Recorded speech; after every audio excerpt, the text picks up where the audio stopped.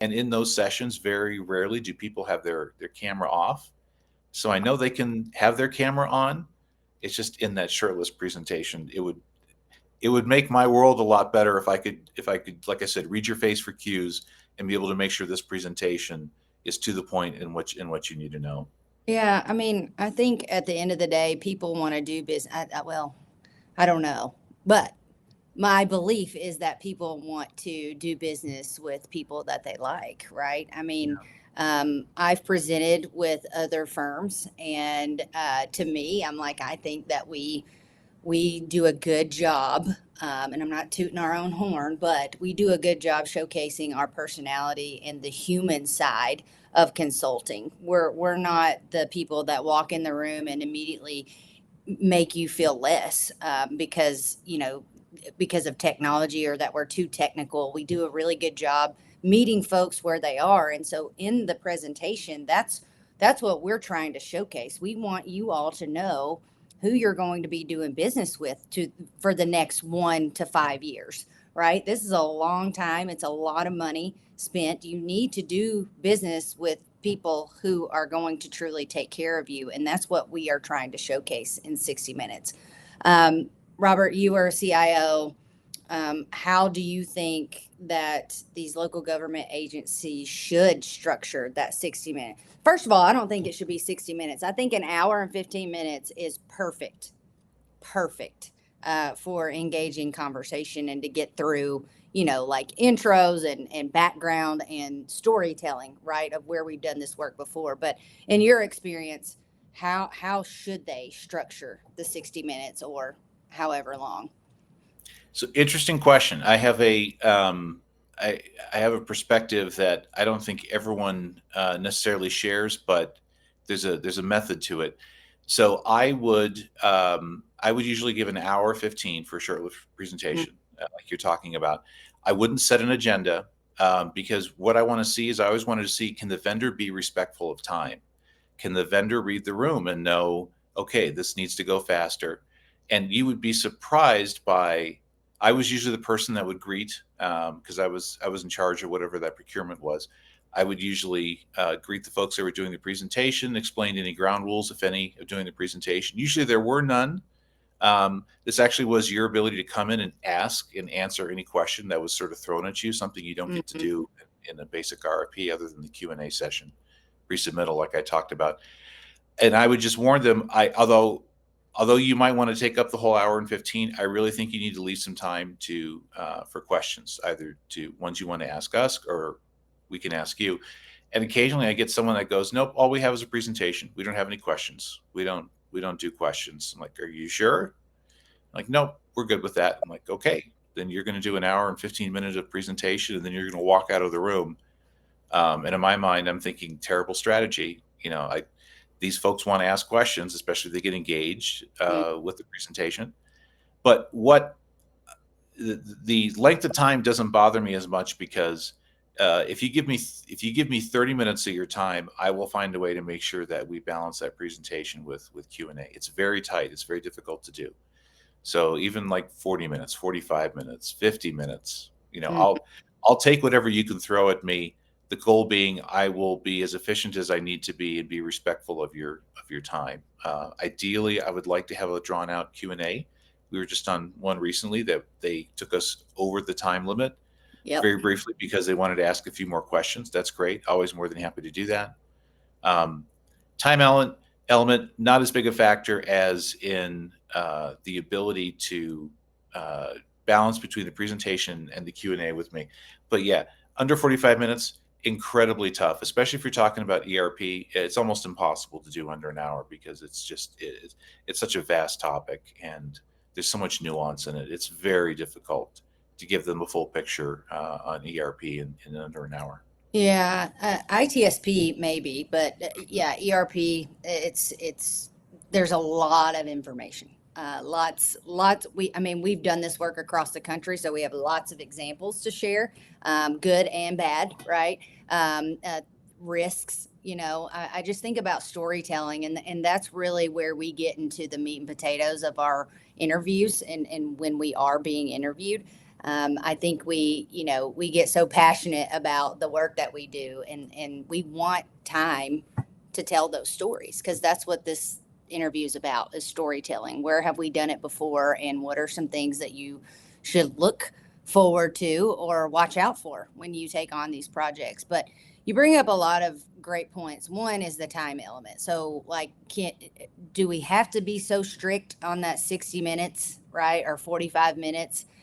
Because it's very stressful, again, if we're not prepared as to what questions you're going to ask or what you want to hear from us, to get it all out, and it becomes like a vomiting session of everything that we can do, because we want to make sure that you have a good picture, a good snapshot of the work that we can do for you. So I would like to advocate for our 15 minutes, or if you're going to give us a time limit, to allow for those extra questions so that we don't have to rush and feel like we're just cramming you with stuff. Well, 'Cause no, you bring up a great point, because actually our toughest presentations, besides the ones where people don't turn the cameras on, is the one where they send us 20 questions or 25 questions in advance.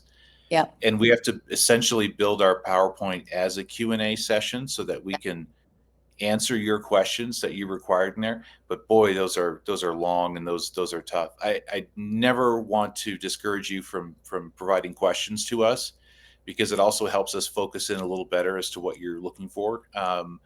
But those ones where you give us 25 questions and go, don't need a presentation, just basically answer these 25 questions in the next hour.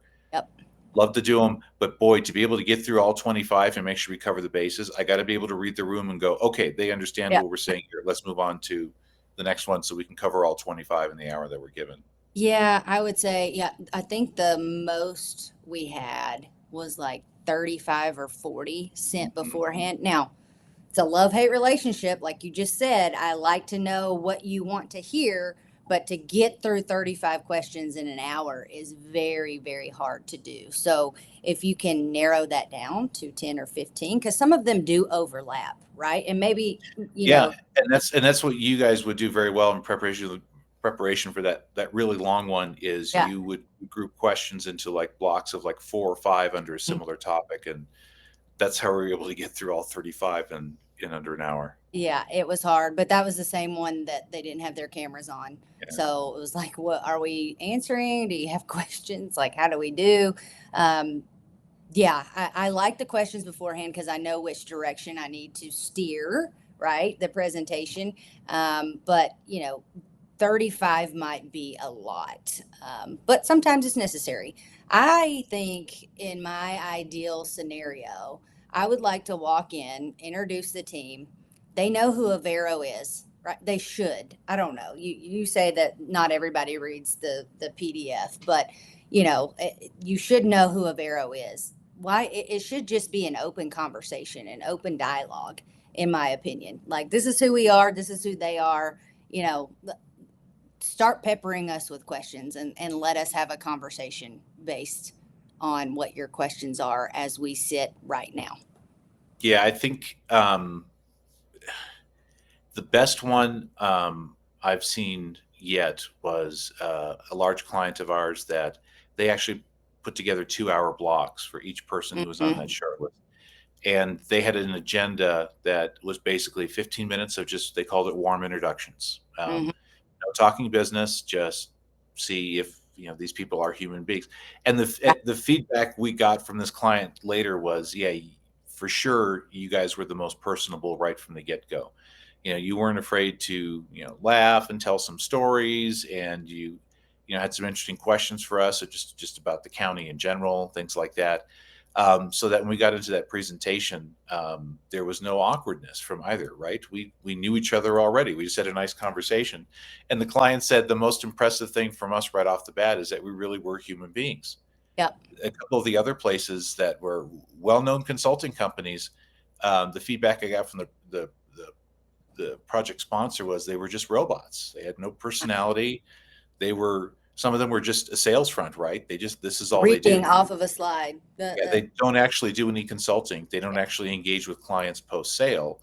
And so it was very obvious to them. It's like, okay, this is just a sales front. These aren't the people that are actually going to work with us. They're not even going to be here for contract negotiation. When we talk to you in our sales presentation, we also let you know, not only is this your project team that you're going to have, we're the ones that are going to do the contract negotiation with you. Mm-hmm. These are the folks that are going to be with you for the next several years. So by all means, ask them any question you want. Let me know of any concern you might have that's in your head, because I want you to feel comfortable with this team that's in front of you. Yes, these are the faces that are going to be with you throughout the life of this project. No, that's great. And we love feedback as well. Some some of these organizations, when we get shortlisted or even when we submit a response, there's this cone of silence still until they negotiate the contract, which I understand, but still it's so hard. We go after so many jobs throughout the year. It's hard to keep up with who's negotiated a contract, right? To in order to get feedback. But I always appreciate those folks who give us feedback, right? I mean, in your instance, what you just said, there was one big client who said, you guys spent way too much time in the PowerPoint. It's like, Look, thanks. 16 and a half years with this one Yeah. organization. I did probably 30 some odd procurements with them. I only ever had two vendors who did not get selected, but were part of the shortlist, approach me and say, "Can I have a debrief as to what happened?" And both times I was like, "Sure, absolutely." I mean, there's procurement law or procurement policy can be very restrictive, but one of the areas where it's usually not restrictive is you can ask for feedback. They're not going to show you everything. Scoring sheets usually had to be anonymatized so that you didn't reveal who scored one way or another. But you can get the raw scoring. You can get the notes. I was more than happy to tell them, you were considered this for a short list, but you failed to provide this in your presentation or when we ask you this question. That procurement law very rarely severely restricts the ability to provide you some basic feedback. Most organizations, though, to be honest, they don't have time. They're Yeah. likely not going to do it. That's the reason. It's not that they have some super secret formula that they use for scoring. Right. It's just that they don't really have the time. But in my case, I was open to any vendor that wanted to book an appointment with me, and then I would walk them through as to why they didn't get selected. But in that whole period of time, with all those procurements that I did, I only had two vendors ever that asked for a debrief. So very important. We ask for the debrief. We appreciate the ones that are willing to spend some time and give us some insight as to why we came in second or how we could have done better. Yeah, absolutely. I you mentioned this at the very beginning of our conversation, but the most recent shortlist that we had, they were like, "Hey, we noticed that you quoted us for implementation, right? And that's something that I never even thought about, right? When I was writing this RFP, I wanted to get this system selected, and I didn't even think that we needed help for implementation, which if it was not a collaborative back and forth conversation, we would have never gotten to that point, right? And Yeah. and so wrapping this conversation up, I thought that was very interesting to hear from the community that we were speaking with. Well, and we also hand out free advice during our Yeah, shortlist presentation, right. right? This is one of the Yeah. questions, especially if they've already selected the software vendor they're going to Mhm. use. Our first question is, did you pay them up front? Mhm. Because one of the biggest things we wanted them to know is don't pay for everything up front if you've already selected the software vendor. Right. Let's look and see what that contract is and make sure, because your ability to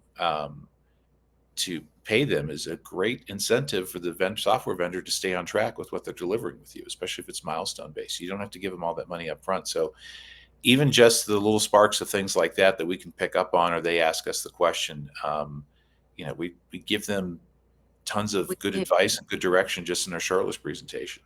Well, and that was my point earlier when I opened us up, right? I mean, you have the opportunity to talk to sometimes our CEO, right?